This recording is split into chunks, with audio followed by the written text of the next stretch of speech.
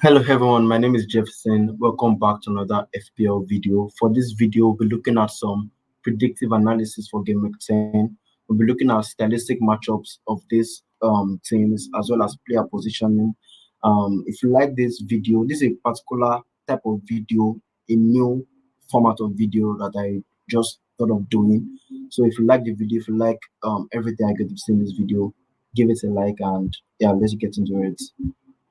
Okay, the first game, Newcastle versus Arsenal. Um, this is going to be an exciting game. That's a I think 1:30 kickoff. The first thing I'm going to point out is that the stylistic matchup of these two teams suit Arsenal suit Arsenal a bit because we're going to see a similar type of game that we saw against Man City versus that is Newcastle versus Man City.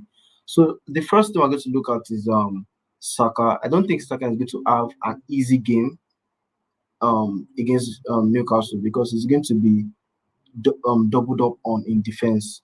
So if you look at the back line of Newcastle, you're going to see something like Livramento, Fabian Schär, Dan Burn, and who's left back? Okay, Lewis Hall. Now Lewis Hall one-on-one against Saka, he has no chance. So I feel Eddie Howe would have to double up with him through Joelinton. Joelinton could slot into the defense at some point during the defensive phase to form a back five where Joelinton will just assist um, Lewis Hall to double up on Saka. So I don't think Saka is going to have an easy game. But that doesn't mean Arsenal would I think Newcastle will give Arsenal a tough game. So this will open up space in the middle for the likes of Trossard and Havertz. And I think this particular type of game will suit Trossard, and I expect Trossard to score in this game. So if you have him in your team, this will be a nice asset to have for this game. And there will be no target man for Dan Brown and Shah. That's because in recent games we've seen Havertz dropping deeper, playing that actual first nine role. In the beginning part of the season was playing as a pure number nine, but now he has been playing like a first nine type of role. So Dan Brown and Shah won't have somebody to hold on to as a target man like you did for Haaland. So I think this is going to make it easier for Trossard and Havertz to have like a double up in that space between the defense and the midfield. And you will see lots of cutbacks in this game. You will not see a lot of in swing crosses. You are going to be seeing lots of cutbacks, and this is going to be favorable for Havertz and Trossard. And I think Arsenal does have midfield dominance. When Zinchenko slides into the midfield, that will form a midfield box. When Joelinton joins the defense, that will be a 4v2 in midfield. Newcastle will have no chance. So just because of the nature of the game, I will just give it a 2-1 to Arsenal. Moving on to Nottingham Forest and West Ham. Like I mentioned, the quick breaks that Forest thrives with the previous video. So for this game, I'm going to see similar. We're going to see a similar setup, and this is going to be a good game for Hudson Odoi. If you have Hudson Odoi, it's going to be a fantastic game for him because Wan-Bissaka, who is always advancing into right wing spaces, there will be space in behind for counter attacks, and I think Hudson Odoi is going to have a good game either through assists or goals. Liverpool versus Brighton.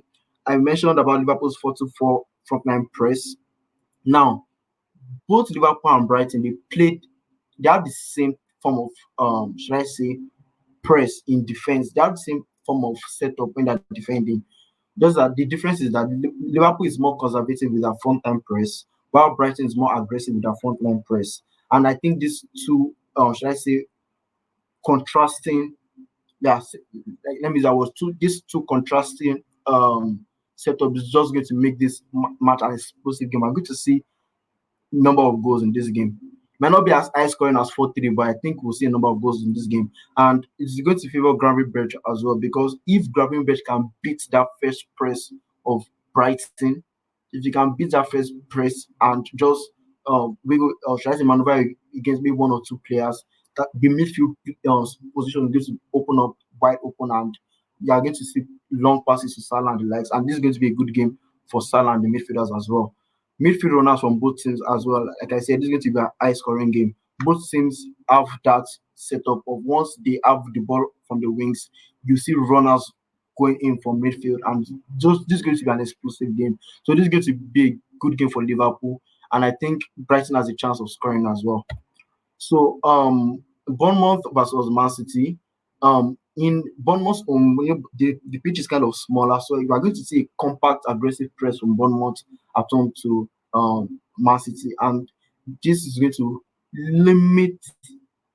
That's a hard word to use for Alan, but this is going to limit Alan a bit. He's going to see have quite a few chances to score goals, but I'm not seeing lots of goals from Alan in particular because the press is going to be very compact and aggressive at the same time, and there'll be quick wingers on the counter attack against City's eye line.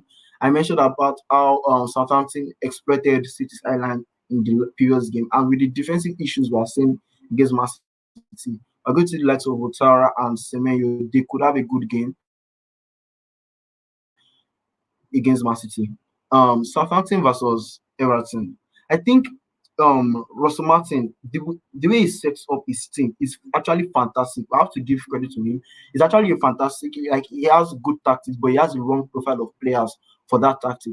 Similar to what we saw for Company when he was coaching Burnley last season. You have the good tactics, you have the good setup, but at some point, as a Premier League manager, you have to be adaptable. And these good tactics are not just for this profile of players. And I think for those of us who have covered the way like me, this could be his final chance. So this was the 50-50. If you have maybe injury issues or like priority transfers, you can make those priority transfers before selling this sale. But if you are going to sell this sale, I won't put you off selling it. There's blank for 5 game weeks. Even if it scores against Southampton, you're going to have to sell him anyways because of the upcoming fixtures from like about 13 plus that are going to be difficult. So you're going to sell him anyways. Wolves versus Palace. These are two teams with two similar strategies um when they set up that team, both teams set up with a back three and a wing back. So we're going to see a number of goals in this game, and you're not going to. I don't think you will see any clean sheets in this game. So for the likes of Etienne to favor him because we have Etienne for attacking returns.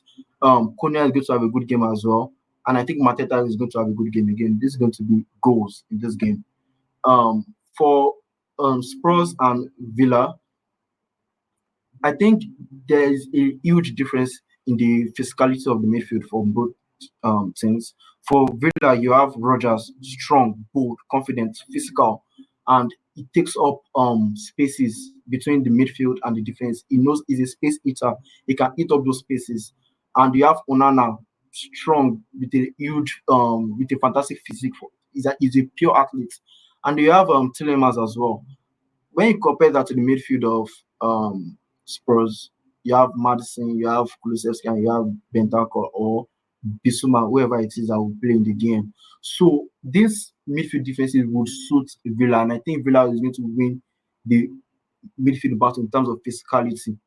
And I think it's going to be a good game for Brennan Johnson as well, because the way Emery sets up, he plays a back four, yeah, but in possession of the game, when they're in possession of the ball, rather, Digne advances into a left wing position while the actual winger slots in. So that creates a backyard, and this will allow space for Johnson to thrive in. So if you have Johnson, this is a good game. If you have any Spurs or Villa assets, this is a good game. Don't sell them. Don't sell Rogers. And I think we're going to see lots of goals, but I'll back Villa for the win. Man U versus Chelsea. I think despite the sacking of Ten Hag and the new manager bounce, again, we don't know the type of Manchester United we're going to see. They won against Leicester yesterday, but this is going to be Chelsea. Chelsea is a much tougher team, and I wrote here that Palmer has a good chance of exploiting the space between midfield and defense. But seeing anytime should I say Man U loses ball in midfield, they are defense always wide open. And Casemiro is not that physical athlete who can match, should I say, cover up those defensive lapses anymore. And I think Palmer is going to have a great game against Manchester United. So if you ever considering bringing Palmer, so long as it's not for a hit or a number of hits, if you can make a move for Palmer this week, bring him in. He's going to have a good game. For um for Man U, I think Ganacho is going to have a good game as well because the defense of Chelsea has not been like watertight as we have seen in previous years. So I think Man has enough to score. This could easily be a 2-2. It's going to be a Chelsea 2-1 win, actually, for me.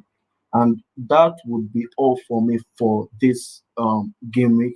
On to the next video, we're going to be looking at my team and how this predictive analysis is going to help me make informed decisions for game week 10.